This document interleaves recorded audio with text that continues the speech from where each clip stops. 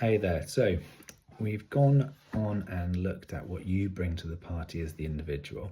So now let's take a look at a laid out week. There will be a picture of this at the end of the video as well, so you can actually see what it is I'm talking about. Now, this is a week taken from height of performance in preparation for a South Pole solo.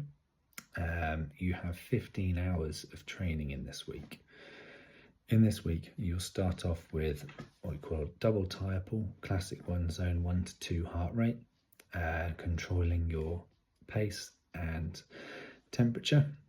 Obviously, again, it's very different depending on where you live, managing your temperature, but obviously this is something that's really important when you're in the polar regions to avoid overheating. After that session, there would be straight away a core workout and a stretch routine. It's a simple 10-minute core routine, which by itself means nothing. But if you imagine that you've been doing this now for 10 months, that's a massive accumulation. So your core strength is obviously developing. And these core sessions are ones that are all round that will help you with your pulling in your day-to-day movement in the pole. After that, you've got a 15-minute stretch routine. This is a major muscle group stretch routine, so nothing too serious.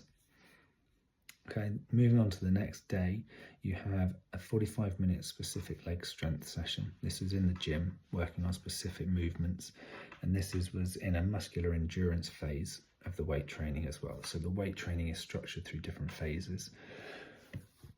After you have done that, again, you have another stretch session. This one's shorter, it's just a 10-minute standard stretch session.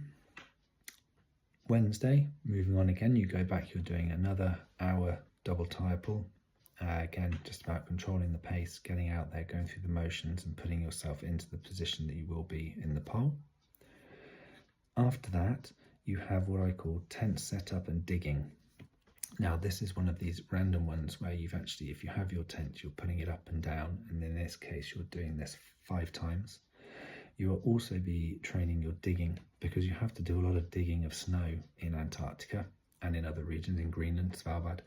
One, it's a source of your fluids, but also you need to dig out the footwell areas of your tent for more comfort and kitchen areas. So it's something that I've been told through athletes that I work with in the past that they actually really benefit from doing some digging.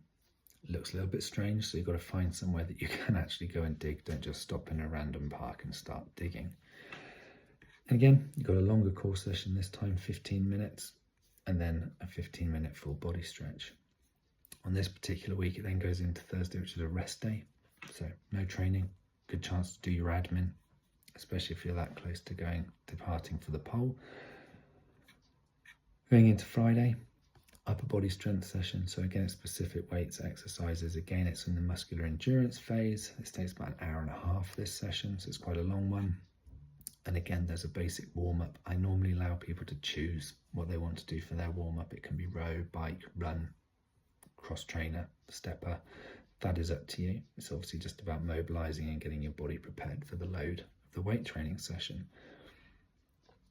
Moving into the weekend, we have what I call a creative endurance tire pull. Now, this is a double tire again, because we want it to be heavy at this phase. And by creative, it means you find the most awkward place to pull your tire.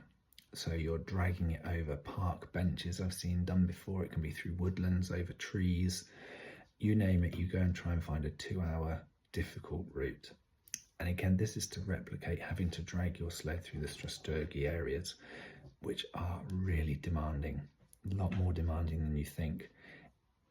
Moving into the next week, sorry, not the next week, the next day, we have a 3 hours heavy pack using poles. So the heavy pack is also another way to try and replicate the load of pulling without pulling. And it actually just makes up a little bit of a change of routine as well, which is nice for people when you've been training for 10 plus months. Varying it a little bit does help, but it has specificity because you're using your poles as well, which is also a movement, which is building the strength in the arm motion as well. And again, there's a cool down after this one with a nice stretch. So that's a 15-hour week. Now, when you just take a week like that, you think, how's that actually getting me to the pole? It's not that week that's getting you to the pole. It's the 10 months that have led up to that week. And then also will be 6 to 8 weeks after that week of training that's actually what's going to get you to the pole. It's that accumulated consistency of following the correct patterns.